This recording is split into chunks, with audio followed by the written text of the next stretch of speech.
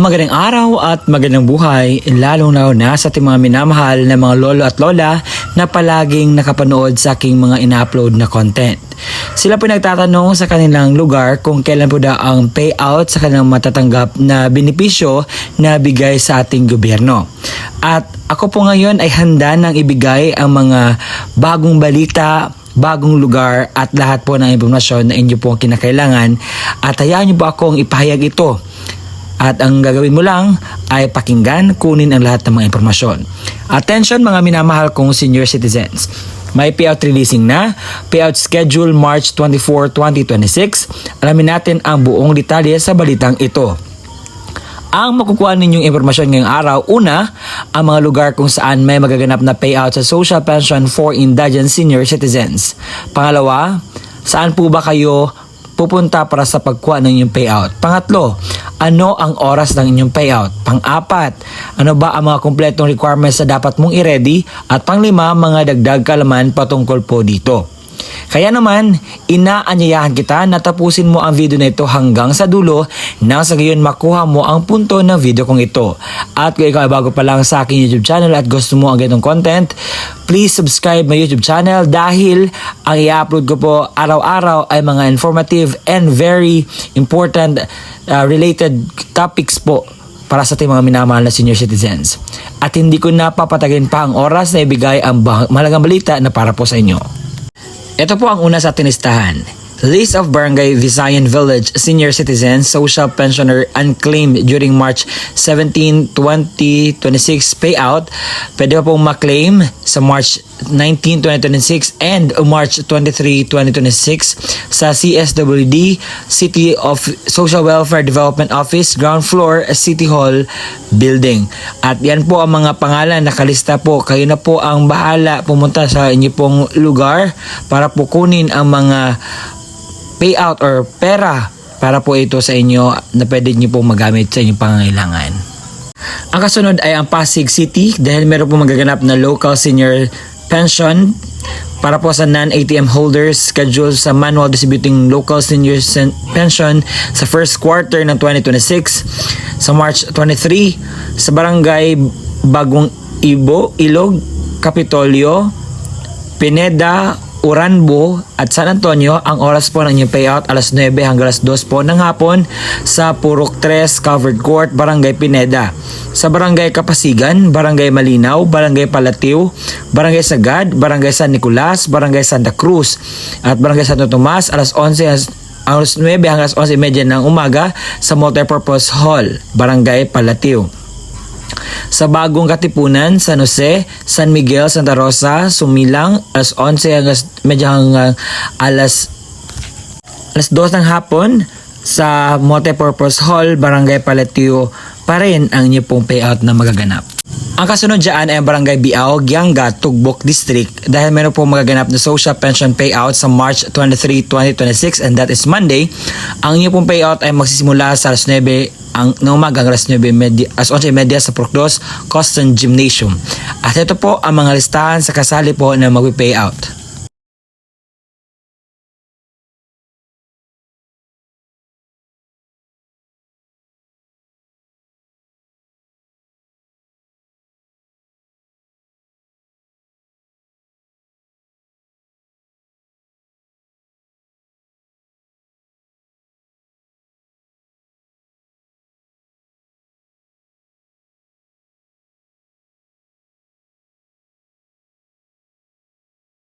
Sa munisipalidad ng Estancia, meron pong magaganap na social pension program first quarter 2026 January to March payout sa barangay sa March 23, 2026 sa Barangay Bayas, sa Barangay Bayas Gymnasium, Barangay Manipulon sa Barangay Manipulon Gymnasium, Barangay Lumbia sa Barangay Lumbia Gymnasium, Barangay Kalapdan sa Barangay Kadaan Banwa Gym, Barangay Kanoan sa Barangay Kanoan Gymnasium, Barangay Tabuan sa Barangay Tabuan Gymnasium, Barangay Villa Panian, Barangay Hall sa Barangay Tanza at Barangay Hulog sa Barangay Tuba Beach.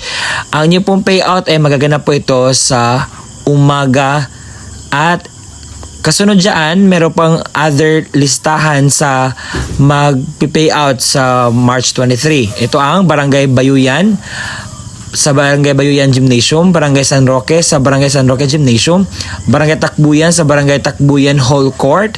Sa hapon naman, ang Barangay Botongon sa Barangay Botongon Gymnasium, Barangay Daan Banwa sa Barangay Daan Banwa Gymnasium, sa Barangay Santa Ana at Barangay Malbog sa Barangay Malbog Plaza Hall, sa Barangay Bulacuena, Barangay Bulacuena Gymnasium ang payout, Barangay Poblacion 2 sa Barangay Zone 2 Bagsakan ang inyo pong payout na magaganap. Kaya naman, alamin po ang inyong schedule kung saang lugar kayo dahil nakastate na po dito. Ang kasunod po ang pamalaang barangay ng Ligaya. Dahil sa March 23, 2026 ay meron pong magaganap na payout. Ito po ang kanilang patunay. Sa 1:00 hanggang 3:00 ng hapon sa Barangay Ligaya, Kabute. At ito po ang mga pangalan sa kasali po na mag-payout sa social pension for indigent senior citizens.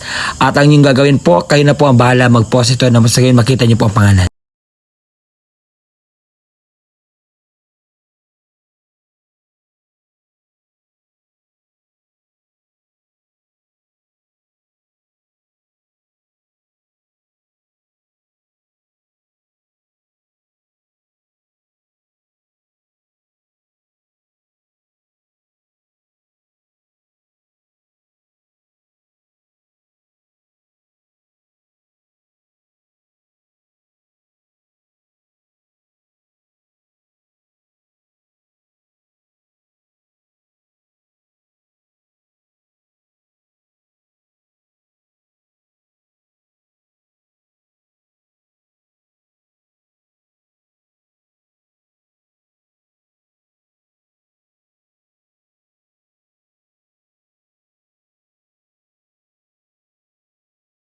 Sa Barangay Bulilaw, Mandurriao, meron mo magaganap na payout sa Social Pension for Indigent Senior Citizens sa March 23, 2026, alas 8 ng umaga.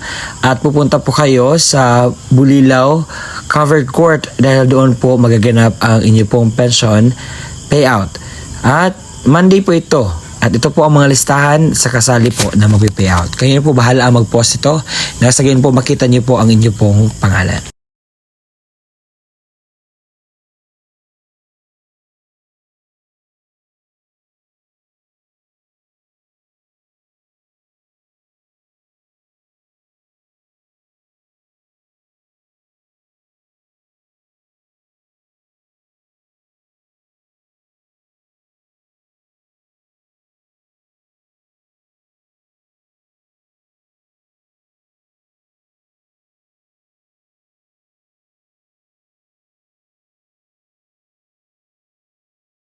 Ngayon naman ay pupunta tayo sa Barangay Komunal dahil sa March 23 merong annual financial assistance sa Barangay Pampanga at Barangay Hizon. Meron po magaganap po na payout dyan. Kayo na po ang bahala pumunta at mag-update doon.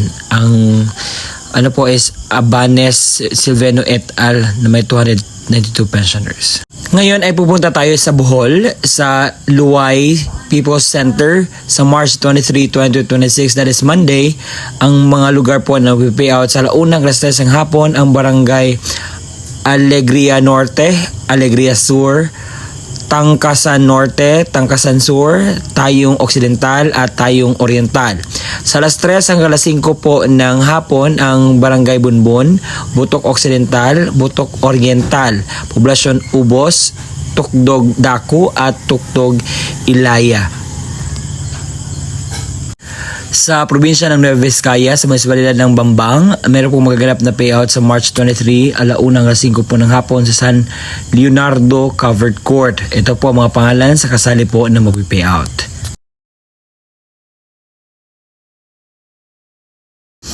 Sa March 23, 2026, alas 8 hanggang 5 ng hapon sa Santa Irene Covered Court, ang mga barangay po na payout ay Barangay Santa Irene na may 459 pensioners, La Purisima na may 136 pensioners, La Perian na may 80 pensioners. Sa Santa Maria Covered Court, this is PM po or hapon sa alas 8 hanggang 5 po ng hapon. Sa Barangay Santa Maria na may 154 pensioners. San Jose na may 248 pensioners. Barangay San Salvador na may 119 pensioners. Sa alas 8 hanggang 5 ng hapon pa rin ang Awa Covered Court. Ito po ang mga lugar na magpipayout. Ito yun, Barangay Awa na may 118 pensioners. Barangay New Maog na may 117 pensioners. Barangay San Martin na may 168 pensioners.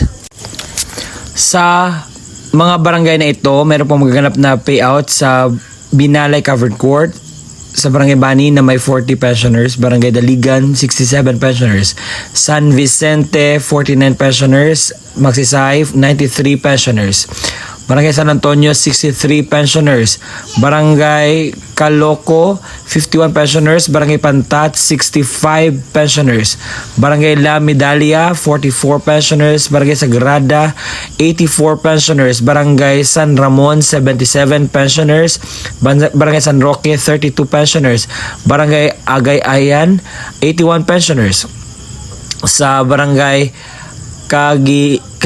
Kagililog na may 161 pensioners, Barangay Magtang na may 33 pensioners, Barangay Buenavista na may 144 pensioners, Barangay Union na may 53 pensioners, Barangay Salvacion 62 pensioners at Barangay Camagong 67 pensioners. Sa 13 Martires, meron pong mahalaga anunsyo. Schedule ng pagkuha ng mga unclaimed social pension at birthday cash gift. Para sa mga hindi nakakuha ng kanilang social pension at birthday cash gift mula sa isinagawang distribution noong nakaraang March 18, 2026, kayo po ay bibigyan ng pagkakataong makuha po ninyo ang inyong benepisyo sa itilak ng schedule sa March 23, 2026, alauna hanggang 4 ng hapon sa City Hall. Yan ang kumpletong detalye sa magaganap po na payout sa social pension for indigent senior citizens sa araw po na aking sinasabi. At baka may nagtatanong sa akin, Sir, totoo po ba itong sinasabi ninyo? Baka po ma-scam kami. Ang lahat po ng aking ibinabalita sa inyo ay totoo pong mangyayari. At Sir, bakit wala po ang aming lugar dyan? So kung hindi nyo nakita ang inyong lugar sa aking vlog, ang pwede nyo pong gawin ay pumunta kayo sa pinakamalapit na barangay sa inyo at tanungin po ang update, kailan po ba, at lahat ng impormasyon na kinakailangan mo. Dahil hindi lahat ng mga lugar ay nagpo-post dito sa online na kung saan dito ako nagre-research. Ang nakikita ko lang po yung mga barangay mismo na nagpo-post dito at binavlog ko nang sa gayon po maging aware po kayo. So kung may mga barangay man kayo na hindi masyadong nagpo-post online, so pwede nyo pong puntahan dyan nang sa gayon ay maging updated po kayo. Okay? So magtatanong kayo, Sir, ano ba ang mga requirements na dapat namin i-ready para po sa payout? So ilista ko na, nasabi ko na kanina lahat ng mga detalye. Kung may katanungan ka pa, you can just ask the question.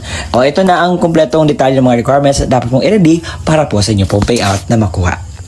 CSWDO at OSCA na mayroong original na pirma na MSWDO, OSCA, Senior Citizens at Authorized Representative. Isang malinaw na photocopy ng government-issued ID gaya ng SSS, updated PhilHealth ID, Barangay ID, UMID, Voters ID, updated voter certification, updated police clearance ng authorized representative at lagyan na 3 original na pirma o thumb mark katulad ng ipapakitang ID. Paalala, siguraduhin pareho ang lagda, thumb mark ng senior citizen, beneficiaryo at authorized representative base sa kopya ng government-issued ID na presenta. Komplituhin ang mga hinihinging lagda, thumb mark sa authorized letter, iwasang magusot at huwag bilutin ang mga dokumento. Kung namatay na ang beneficiaryo, isang malinaw na Xerox ng ID ng pensioners, warranty letter na nagmula sa MSWDO, CSWDO o OSCA na may pirma ng MSWDO, Xerox ng death certificate ng beneficiaryo na mayroong serial number, isang malinaw na photocopy ng government-issued ID gaya ng SSS, updated PhilHealth ID, updated Barangay ID, UMID Voters ID, updated voter certification, at updated police clearance ng authorized representative at lagyan na 3 original na pirma o thumb mark katulad ng pinapakitang ID. Paalala, kumpletuhin ang mga hinihinging lagda o thumbmark sa warranty letter at iwasan magkusot at huwag bilutin ang mga dokumento. Kung wala ang death certificate, kinakailangan ng certificate mula sa MSWDO, CSWDO na nakasaad ng pagpatunay na ang beneficiaryo ay patay na at kasalukuyan inasikaso ang death certificate. Huwag kalimutang magdala ng iyong ballpen na itim, payong at saka tubig. At kung meron na doon na po kayo sa payout, kinakailangan niyo pong gawin ito. Kinakailangan kumain muna kayo before pupunta sa payout. Magdala ng sariling ballpen, inumin at gamot kung kinakailangan.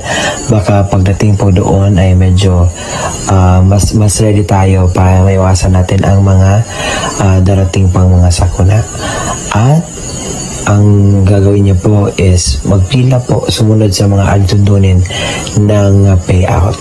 Nasanay nakuhanan niyo po ng aral, impormasyong tama ang vlog na ginawa ko ngayon.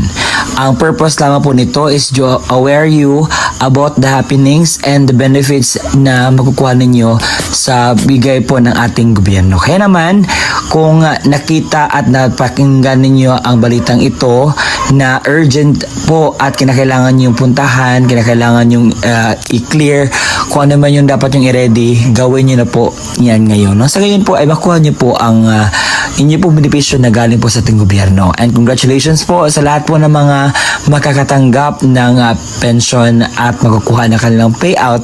At kung nagustuhan nyo ang aking vlog, paki-subscribe naman at paabutin natin ito ng 100,000. Konting-konting tiis na lang. Salamat po sa inyong tulong dahil makaabot na tayo ng 100,000. See you in my next vlog. Bye-bye!